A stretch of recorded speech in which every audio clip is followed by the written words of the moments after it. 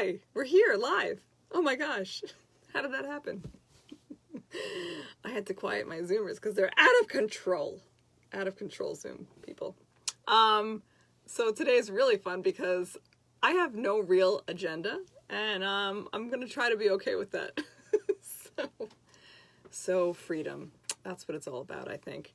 Anyway, it's Sunday as usual, and we all have top knots on, except mine is not high enough, so I'm lacking. I feel like I could have gotten another 2 inches, and I'm upset about it. But the girls over there, they're rocking it. And Kristen did it one-handed, and I'm supposed to praise her. You are unbelievable and talented with the one-hand twist. I really like it. Anyway, nobody else is on yet, but that's okay. You're welcome. Now, was that so hard? Was that so hard to compliment my talent? No, it wasn't that hard. Hey, Heidi. Okay. So I needed to take a break last week because we have a lot of stuff going on personally. I do not air everything on social media. But if you know, then you know. That's what you know. You know what I'm saying? You know. But the topic for many weeks now has been freeing the ego to get to that soul area. And we're always going to continue with that. But tonight, like I said, I just have no agenda. Usually I have it planned a little bit, and it's not what's happening tonight. And that's okay. So I think we're going to go into, like, there were a million homeworks that everyone did, right? Tell me you did something. These are my closest friends. They're looking at me like, we like to listen to you, but I don't really want to participate in the homework. Remember the self-care one where you're supposed to take, Kristen's trying not to curse at me, where you were supposed to take a whole self-care meditation, like a body scan, every couple hours. Remember that one? Oh, I did that. Oh, see? Okay, so do that. Kristen did it, and golf clap for you. I'm not being facetious. I'm being quite serious. Yes, and the Queen's Wave. I love it. So I binge watched The Crown. So you did that, and how did you feel when you did that? Well, it was a week and a half ago, or a week ago, but I remember coming away from that feeling surprised at where I had tension. Oh, okay, that's good. That's good. Like, in strange places. Hey, Nicole. Like, really, I was like, really? Okay. Yeah. And then I walked away, but I did feel lighter when I was done. Like, physically lighter. I don't even know. Kristen, I love when you answer, and I'll tell you why I love when you answer, because you are that person that kind of discovered later on that you were an empath and that you were sensitive to stuff. So when I ask Kristen a question, it's actually really funny because, so the body scan meditation for you, just that taking, a few deep breaths and really going from top to bottom, feeling everything kind of settle, literally takes about a minute and a half. Of course, you can do it for longer if you want to get the full benefits, but she's talking about how she was surprised of where she found tension and also how you actually felt lighter afterwards. So the empath thing is that many people don't understand that when you start to absorb or when you start to take on extra energy from other people, whether it's good, bad, whatever, it's just not yours. The body does some funky things sometimes, and it starts to like store tension, or it starts to just like get a little off. And as an empath, I always found that if you identify it and if you address it, and just like even just saying it out loud, like, oh, where's this headache coming from, or whose headache is this, or whatever, it would start to like go away. So the same thing happens in your own body, potentially, where you actually start to realize that there's tension or that there's a sensation happening. And instead of having judgment surrounding it, you just identify it, and it starts to make you feel lighter. So see how you didn't even know that's what you're doing, and that's what you were doing. And I know Carrie has a lot of that stuff too, so I'm always going, all right, did you do your meditation yet? Did you meditate? Just got to do your meditation, people. You just got to do it. I find myself when I get overwhelmed, which has been a lot lately, I haven't been doing like my yoga asana, as I've said in the past couple weeks, but I do a pose, I'll do something, and I always go to like a forward fold, a wide-legged forward fold. because for me, if I retain the breath while I'm doing that, I'll actually like feel all my vertebrae pop. But also because it's like, I think of an ostrich sticking their head in the ground, just like, oh, that's enough. And how can I release everything from the top of my head? So it's kind of an energetic thing too, where I'm like, all right, well, letting everything flow in reverse, and also just, I'm thinking of putting my head down towards the earth, like, you know, as close as I can get. So that's your funny image of me now as an ostrich, like just, just diving into the ground. So there were definitely a few moments this week too, where it was just too many things happening. And then I don't know if you didn't get to see on my Instagram or on my Facebook, the whole dishwashing thing. I know you guys saw it, right? Okay. I kind of want to read it right now. Go check it out, because it's basically a woman talking about how at her mental, you know, state, she couldn't really handle much, and she went to her therapist, which she had done for years, and said, you know, they asked like, well, what's going on? And she's like, I don't know, everything's horrible, life, blah, blah, blah. And the therapist kind of forced her into saying, well, if you really want to know, I'm really mad that I have to scrub my dishes before I put them in the dishwasher, because my dishwasher stinks. And so the therapist goes, well, wash them twice, run it twice. And she's like, I can't do that. I can't possibly run it twice. You can't do that. And he's like, what rules are those? So the whole moral of the story is, wherever you are, like, where everything's relative. Remember this. If you're in a low mental state, and that could be, you know, really low one day and not so low the other day, but if you're in a really low mental state and whatever is ailing you can be remedied in some simple fashion at all, you should just do it. Just do it. So that day, it was interesting because I had read that after I had been going nonstop as usual, and finally I was like, you know what, I haven't felt good about anything that I've done in a really long time, and something just told me to stop. So I literally dropped laundry, I dropped the phone, I dropped phone calls, I just stopped, and I just went to my couch and snuggled under a blanket and had Christmas music was suddenly playing on the TV. I didn't plan that. And it was probably the most just receptive that I've been in a long time, and didn't feel guilty about stopping the task, and I didn't feel bad about not doing something. I was just being there, and that was really, really therapeutic. So, hey Liz, hey Danielle. So that type of little story, that little lesson, and just run it twice. This is going to bring us into our holiday season, right? You know, we're going into holiday season, and it's obviously different than years past.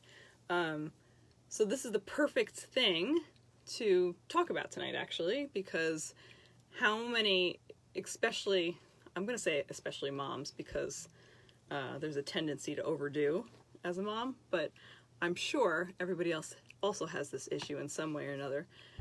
When you make your list of things to do for the holidays, when you make your gift list, the food list, the company list, the places you normally go to list, and all that stuff, and it's different this year, right? Inevitably, it's different this year. However, there are still things that you're going to want to hold on to, most likely. And sometimes, even if they bring us some happiness, they also bring a lot of stress. Anybody can relate to that? You're like, I have to have this tradition. This is what I do. This is how I do it. And this year, it could make it more stressful, or it could make it less stressful, because maybe you can't really do it. So you have to kind of go into that feeling, like what's going to happen with that. So I'll give you a quick example. My friend, who is not on here right now, so I won't call her out anyway, but she always makes an exorbitant amount of fudge, and it's delicious fudge. I got to have it last year. It's like 15 different types of fudge. Every year she adds another type, and she gives it to like many, many families. I don't remember, she said, I feel like she said like 30 something families or something crazy like that. So she gives all this fudge out, and we were discussing that, and we're like, you know what? Forget the fudge. Like, forget it. And obviously part of her doesn't want to do that. So we started discussing, well, what are the other options? And while this seems like a silly thing to discuss, it's not, because it's a cause of joy on one hand, She's giving. She likes to give. She likes to cook and bake and all that stuff. However, she was finding herself not having enough time to do the other simple things, like just sit with her kids, like, you know, the things that we miss out on all the time. Just watch a movie with somebody, just have a phone call with somebody instead of doing. So we literally did a whole, you know, just a chat about what can we let go of. And I think that's really what today is going to be about. Probably your homework is going to be, you know, when I write it out, will be something about writing out your traditions, writing out what your wants for the season are, and then really your intentions, and then figuring out what you can alter to make it just more simple. Because generally you'll find that the more simple life you have, like the more streamlined everything is, you're going to be pretty much a lot happier. You may not think that's the case, but if you reflect upon a lot of things in your life that were pretty simple, you were probably feeling pretty good about it. You kind of start to notice that things go your way a lot better. You're not fighting against the grain. You're not fighting to get things done. You've just simplified. So, hi Renee. She's a top fan. I didn't know that. She said she'll be on Zoom soon. So I'm always the one that hosts Christmas Eve at my grandparents' house. That's where we are. And this year will obviously be different. We can't have everybody here. And, you know, obviously that's sad. And there's other parts of it that I'll most likely have a hard time letting go of. I have literally a giant list of how we have the Toscano, so-called, Italian Christmas Eve. And all that stuff, it needs to be altered. And I'm going to be okay with it, for sure. Thanksgiving is next week. And it's supposed to be about doing what? Giving thanks, right? Finding that gratitude in your daily life. Finding that gratitude for your situation, whatever it is. And sometimes it's easy, and sometimes it's not so easy to find that. People think you have to live in gratitude. You don't have to do anything. You can't force yourself to be grateful. Ever try to do that? Guys on Zoom, ever try to force yourself, I should be more grateful. I have to feel this. I got to feel better. Everybody else has it worse than me. And you start comparing everything in your life. Theirs is not that bad. And how dare I feel like this? So invalidating yourself for not feeling grateful is not going to give you an attitude of gratitude. It doesn't work like that. So slow down, right? Slow down and go back to that body scan and start releasing all the tension, and then you can start to find that feeling of love, that deep connection to the divine. But you can't do that when you're frenzied. It's nearly impossible. Maybe some people can. I've never achieved it when I'm frenzied. I usually achieve it when I'm taking deep breaths, when I'm sighing things out, and then when I'm realizing yeah, this is tough. We can move through it. Okay, this is tough. I need some help. I have to vocalize that. And going through that sort of checklist, and then I'll start to feel more grounded and better. So forget the frenzy. Let the gratitude flow. And you're going to do that only by slowing down. Blah, blah, blah, blah, blah. Now I feel like I've been talking forever. Hello, my little top knots. You guys are so cute. I can't take it. Yeah. So we're going to write about the fudge. We're going to write about dishwashing. Can you guys name one thing that you can already feel like you should release and not worry so much about this season? I'm not worrying about whether or not I get to do anything more than just see my mom. I like that. I'm going to her for Thanksgiving, and we will be the only two there. Okay. And that's fine. But it's usually a big production where we go to, Christmas is always a big production where I do Christmas Eve by myself with my friends, but Christmas Day is always either at my mother or my brother's in-laws. Yeah. And my mother and I have already discussed, first of all, she's having hip surgery, so we're not traveling. Right. And and she's probably going to be at my brother's house. And second, my mother's not going anywhere near those in-laws because they're anti-maskers. Right. Okay. So you have your plan. And she'll have just come out. Yeah. Yeah. So she just came out of surgery. She can't be without a mask. She can't be. Well, no, I mean, and I think it's interesting too. Notice how a tough situation, something like that could be, really separate and dichotomous. It's pretty clear cut in your mom's situation because you already know the rules. So it's almost like that was a weird gift that it's like, well, here are the rules and like there's nothing we can do about it. So that really helps simplify things in a bit. I think for me, we're always stressing about pictures with the kids, and I always have my niece with us and all that stuff, and I don't know, I just feel like everything I'm going to give it like one shot. Like I'll voice my requests to everybody for certain things, and then if it's not immediately gonna resolve itself, I'm not gonna do it. And I know that there will be a little bit of sadness there because I'm such a strong tradition person. But I also know that at the end of the day, there's so much stress that I'm experiencing that I really feel. I'm really feeling it right now. And I just have to weigh it. Just really have to weigh it. Like, is this going to be, energy effective and, energy almost like cost effective? Like I'm spending this like money, right? Versus how much joy it's going to bring to me on the other side of it. So how quick will that resolve? And that is really, really important. So weighing that out. Carrie, you have anything that you can think of that you have to just not worry so much about? What about gifts? I think there'll be less gifts that I have to focus on. Yeah. Yeah, that's a big thing too. Because usually I'm going to be doing a lot of shipping of gifts as opposed. Right. And usually like I love, that exchange and like searching for gifts and stuff like that. And I think it just has to be simplified and, not focus so much on that. Maybe focus more on like, how can we have some time together even if we have to be separate? How can we do these things? Danielle says, this is silly, but I will not be worrying about traffic. Well, it's not silly because if it's something that's always on your mind during the holidays, and you don't have to travel or you've chosen not to travel, then that's great. These are the things that we endure just to make things happen the way we think they're supposed to happen. But if you don't have to go through traffic, then that's fantastic. Fantastic. Yeah.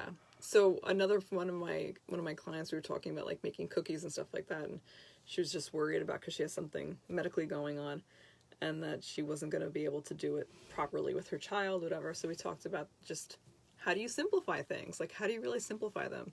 If it's something you really want to do, then you create steps to do it, right? So we came up with, okay, you're going to freeze the cookie dough, and then later on you'll be able to roll it out because you'll physically be able to do that. And it sounds so small and sounds so silly, but it's not. It's like the way we tend to focus in life, obviously not all of us, but a lot of us, we have these main focuses for the day, and if we don't get them done, then there's some sort of like failure feeling. And they can be something simple as like, oh, I was supposed to make these cookies for the kids. I was supposed to do this. I was supposed to do this for the family. It didn't happen. So I don't want to be failure focused, right? That's not fun. I don't want to be failure focused. I really want to set everybody up and myself for success, so that no matter what stress is going on, we can celebrate something. We can celebrate, like, you know what? At least we got to have our movie. We got to have our movie together. At least we got to read our books together. At least we got to do this. And eventually, the least will fall out of the vernacular, and it will just be, we got to do this. Oh, wow, we got to do this. Oh, wow, we got to be together. Oh, wow, we got to make that phone call to Nana and go on FaceTime with the family. And that's where the gratitude comes. It comes in when we stop fighting and we stop, seeing failure in everyday tasks. I didn't get to do this today. Oh, there's a million things I didn't get to do. It's not going to feel good. You have to feel good at the end of the day. So whatever that means, if that means dropping your task and going lying on the couch, then that was an achievement for me. And if it means the opposite of like, you tend to have that issue where you just can't finish one task, then ask for some support and ask for a cheerleader on the phone saying, you know what, you got this. Give yourself another 15 minutes of like focusing just on that, and then take a break, because it's all relative to where you are mentally, I should say, and physically, because they go hand in hand. Danielle was saying she always feels like she's rushing to still get someplace late. Oh, I see. Yeah. You know, Danielle, there's a lot of pressure. I remember when I worked at a school, like no matter what I did, I was like getting there just a couple minutes late. I just couldn't get there on time. And part of that is it's actually like or you're like reliant almost on that feeling, if that makes sense, because you're so used to it. So if you find yourself being late all the time, just think about that. Like, what's the block? Because there's usually a block of some sort. Like, it's either you don't want to go someplace, or you have a narrative around your whole schedule that it's impossible to get to someplace on time. If you're curious about talking about that with me, we can always chat. But I do remember having a really hard time getting to places on time. And that was when I was stressed out about what I was doing and things weren't working. And anyway, so without further ado, I don't know what we're going to meditate on right now. I don't know what's going to come out of my mouth. But let's go do that. So, lie back. And turn off your brain. Don't you wish you could just go boop? One of my new clients today, she was like, I don't know how to turn off my brain. I can't do it. So, just a reminder that you're not alone in that. Nobody's brain just automatically calms down or shuts down. It's just a practice of it. And the more you do it, the more contact you have with that part of your brain, the easier it gets. And then sometimes it's not easy. And then it goes back. It just goes back and forth. So just be mindful of releasing that story about how you can't do it and it only works for other people. I'm not the type to meditate. I'm not this, but it always changes. Hello, Francis. I don't know who you are, but I'm happy to have you. So forget all these other stories about what you are, how you are, what you're supposed to do, and just for this next moment, go into your breath. And when I say that, I mean close your eyes, get comfortable. I always prefer lying down. It's that time of night where you get to really relax like that. And if you should fall asleep, then so be it. And put your hands on your belly. This is the easiest one to contact first because it's got the most movement in the body from that breath. So allow the belly to get nice and big.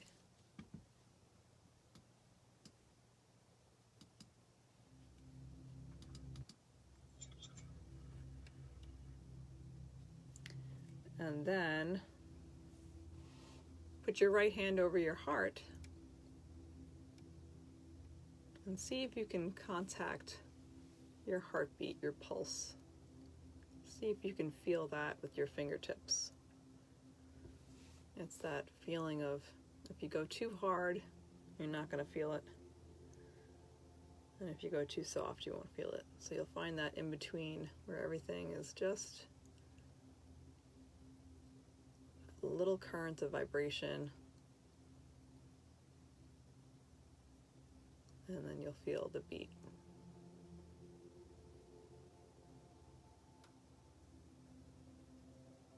And notice how much information you get from just resting your hand around the heart area. You'll even feel the breath there. You'll feel the chest rising and falling.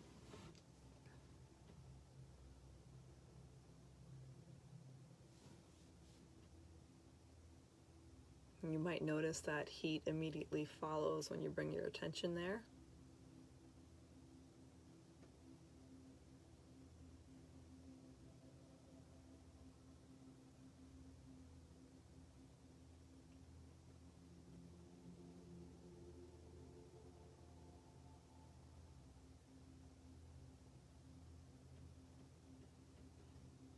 Notice what it feels like to take a really, really deep breath.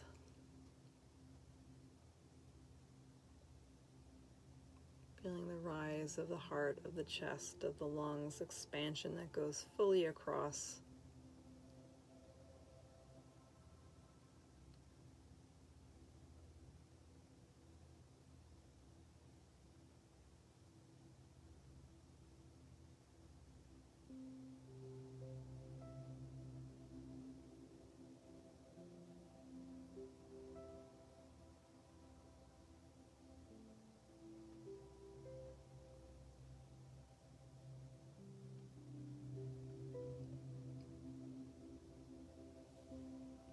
Releasing the tongue away from the roof of the mouth, allowing saliva to collect.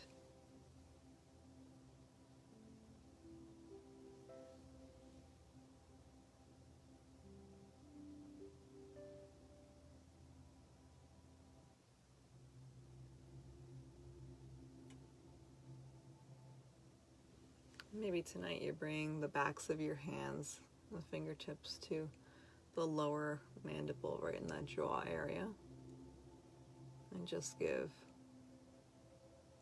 a little bit of pressure with the knuckle.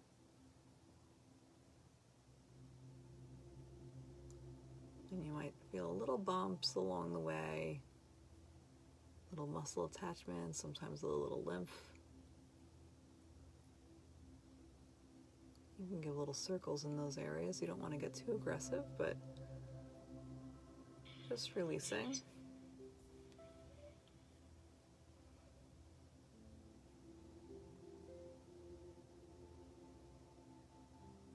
Good. When you draw it down to the chin, you let the skin kind of just gather. And you'll bring your index finger and release the lower jaw. Can't do it while I'm talking, but just take a deep breath.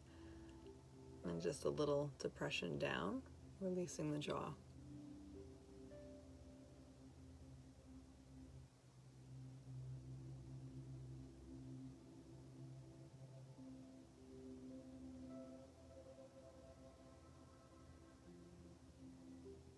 Beautiful. You're going to go to your ears. On the tops of the ears, you'll be able to pull them up. You're going to kind of hook underneath, and you'll get a little pull up. And this is where you have a lot of hidden tension, because this goes into the TMJ area. And when you pull the ears upwards, you might even hear a pop or feel a pop, or you just feel a lot of tension just melting away. And that's straight up. And you'll go follow around that ridge more towards the back where the ridge kind of ends. You'll pull backwards a little bit. And this is where you take your pincer fingers and you just kind of roll, going all the way down to the soft apricot-y part.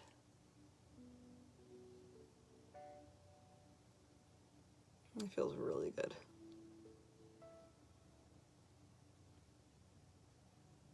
So everybody thinks that when you have jaw issues, it's only in that one area, but any good massage therapist is going to go right around the ears, right through the temporal area, going all around into the gallbladder channel.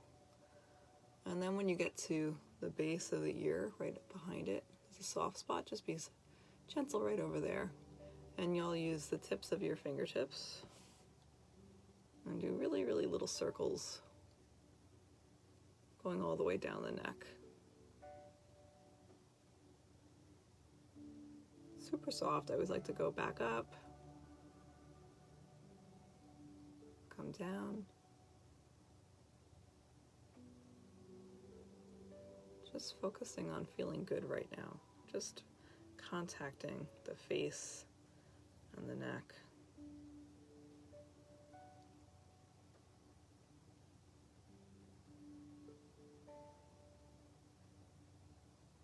Good. And then you're going to pause right by the the midway point of the throat, where you can feel your larynx and your little hyoid bone over here and swallowing and all that stuff. You're not going to press on that, but you're going to pause right there. And you're going to bring the palms together like this. If you're watching, if you're not, just resting the hands in front. So our hands are now right in front of the throat chakra, and the color is blue. And now that you've done some work in that area, you might feel the energy of it.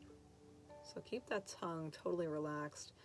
Push it a little bit towards the teeth, so you're kind of releasing your whole hyoid area, just letting everything drop.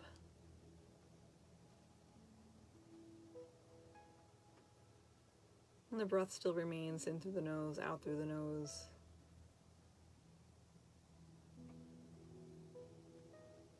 Such a softness when you can get that going.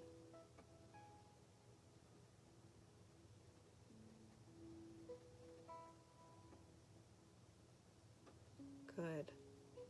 So a lot of times when somebody comes to me, you know, I do the body work, but the body work and the energy work, they really, really do work together when you know how to do it. So when you do this self-care, just even this back to the cheeks, little fingertips on the cheeks, when you do this for yourself, it's really, really magical.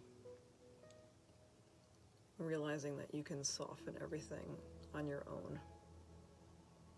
And that energy that comes from the hands, like, you know, mostly we use our hands for healing. That's the main body part that we'll use. So when we do it on ourselves, it's so different.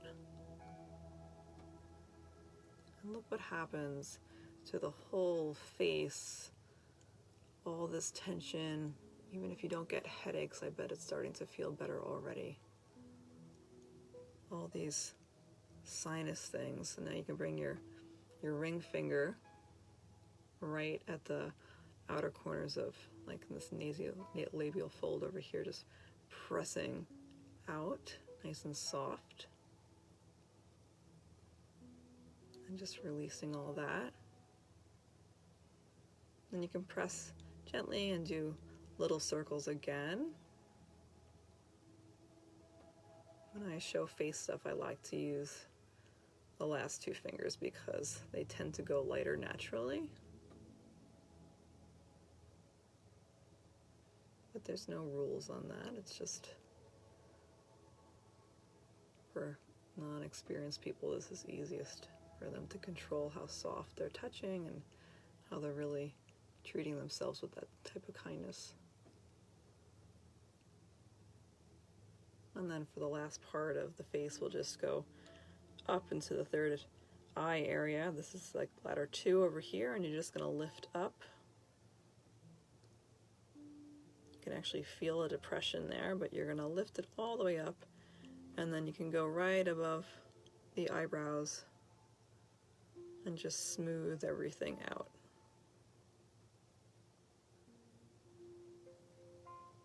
So we're prepping and opening and releasing. You know, this you can absolutely do with a little bit of oil as well. Just know your skin. I tend to use organic coconut oil. It's very, very light. And just remember, natural oils, a little bit goes a long way. And then you'll end right at the temples, and again using those the last two fingers because they tend to go lighter. Just small, slow circles.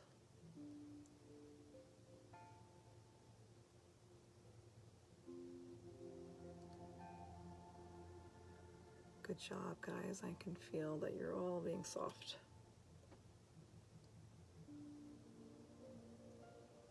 And then just stroke down the outsides of the face. Give a nice loving caress with the backs of your fingers.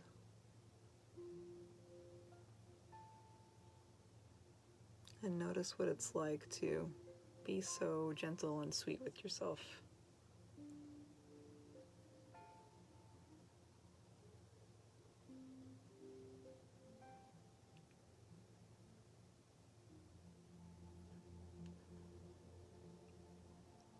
Good. And then you're going to bring your hands resting again on the body. So you can bring that right hand back to the heart. And the left hand can go wherever it feels like it needs to go. If you're lying down, you might go back to the belly. You might bring both hands on that heart area.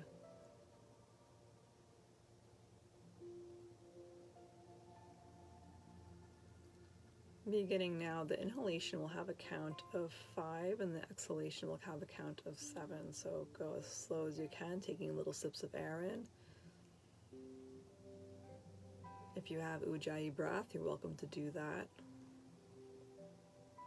Otherwise, just focusing on how soft you can be and bringing it all the way up and back into that third eye area that you were just stroking a few moments ago. So you'll watch it go up, and if you want to, the hand can always follow. You know, there's a dance that happens naturally when we do pranayama work.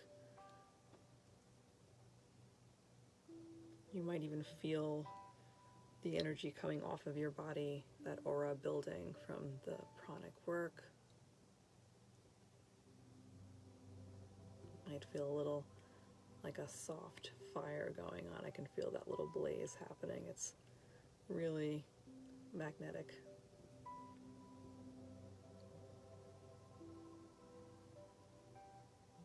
And then anytime you want to rest, just find that home base on your heart or your belly.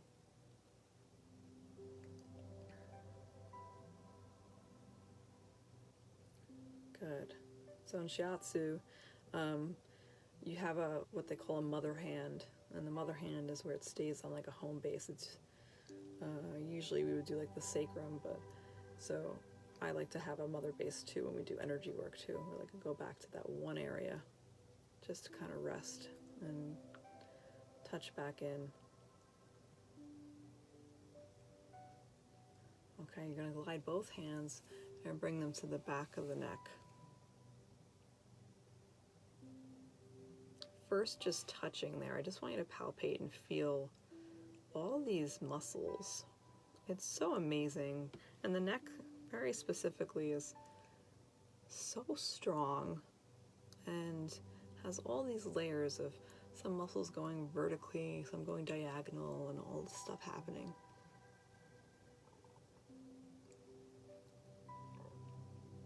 So we first just make contact, and you just rest your hands nice and light on the area, and you'll be able to feel yourself swallowing.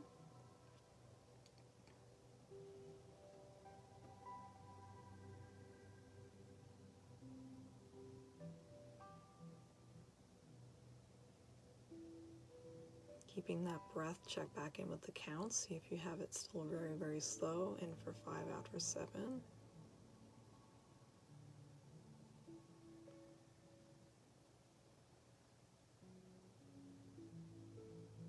I tell you, that breath work is so much easier when you use the Ujjayi breath. It really helps you go slow. Good. And then here you're going to just come up to the lower part of your skull, so your occipital area or your subocciput, which is right below that where that curve ends. And it's hard to do when I'm sitting up, but you're going to keep that head go a slight back until you can bring your fingertips right underneath there. And you're going to do those little circles again. And as you go a little bit more towards the outside, you'll feel more of a little mound, like a muscular area. And don't dig in, just go nice and soft. Keep everything super easy. It's the theme of tonight, nice and simple. You can feel as you go more towards the center, more medial, you might be able to pull out in, I should say, from the center outwards.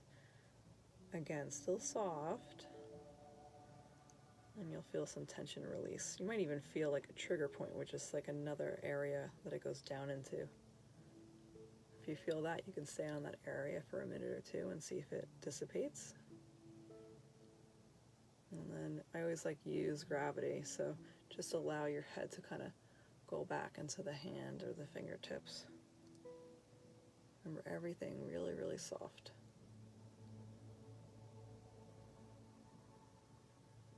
Take another couple of breaths here, just letting the head move around. So the fingertips at this point can stay still.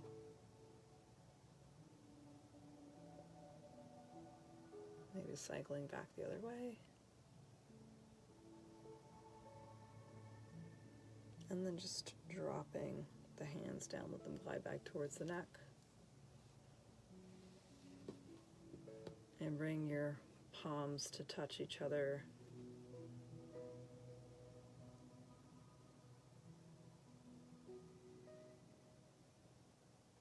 Notice how the temperature on the neck changes so quickly. It was like loving that energy. Take note of your core temperature, how that's altered during a relaxation. Even though you're moving around, you're probably a little cooler now, in some areas at least.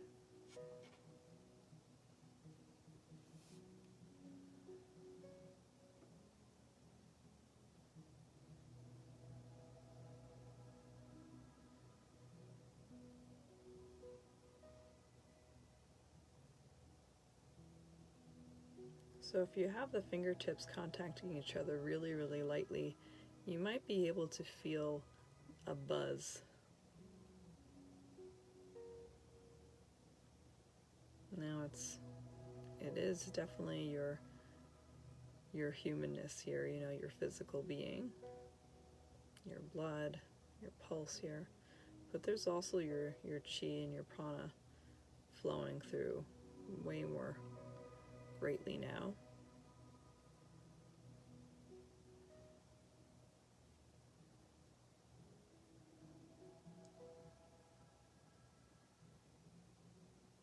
So at the end of a meditation like this, even more specifically than others, and I'll just rewind the music a little bit, I want you to here say thank you to yourself. So take another couple of breaths and put your hands wherever you need to put it. Give yourself a big hug maybe, and just say thank you for doing this. Thank you for contacting the breath. Thank you for feeling all the parts of my body, for giving love to different parts. Thank you for massaging my face and feeling my skin and not judging it. Thank you for taking deeper breaths, getting more oxygen in, and releasing all the excess that's not needed. This is where you say thank you. Remember that attitude of gratitude doesn't happen just by saying thank you. It just happens by being. So here you are cultivating this awareness of very deep physical love that will turn into ultimately an energetic and spiritual connection.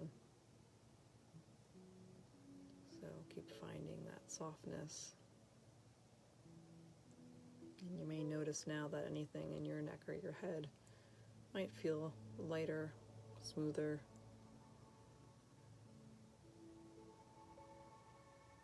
So that's just the head and the neck tonight, and maybe we'll just keep following through with stuff like that.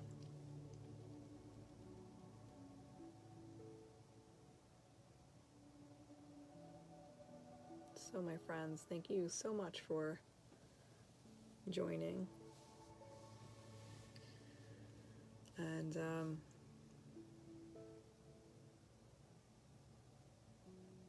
sorry, I'm just enjoying the energy. A little drunk off of it. You know, to keep practicing it. Take note of how you feel after things like this so that you can keep cultivating it over and over again, and then it gets easier to do every time. Okay? So if you have joined us tonight, then please, you liked it, please let your friends know, please let your family know so that they can join you on your journey and you can join on theirs. And we grow into that connectedness together. So you can find the homework will be posted on Instagram and then onto Vanessa M, Meyer LLC Facebook as well. And that's about it for now. So if you'd like to hear us be all giggly and loud in a few minutes, then join us back on the next video, okay? Other than that, all my best, and I love you all. Okay, good night.